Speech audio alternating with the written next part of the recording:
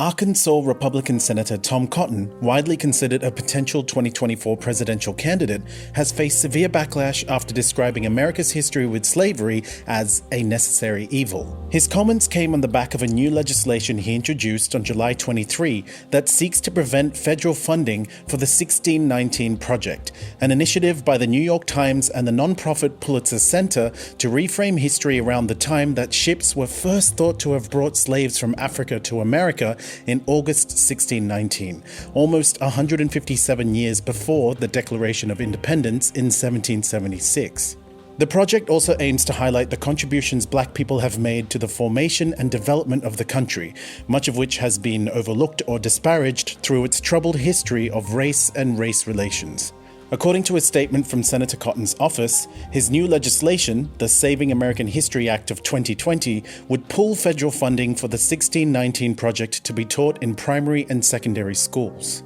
In an interview with the Arkansas Democrat-Gazette, Cotton described it as a left-wing propaganda that is revisionist history at its worst. And, by way of citing the Founding Fathers, also stated that slavery was a necessary evil upon which the Union was built, but that it was built in a way to put slavery on the course to its ultimate extinction. Under his proposed act, if educators want to use the 1619 Project curriculum materials, they'd be free to do so, but it won't allow them to benefit from federal tax dollars to, quote-unquote, fill their children's heads with anti-American rot.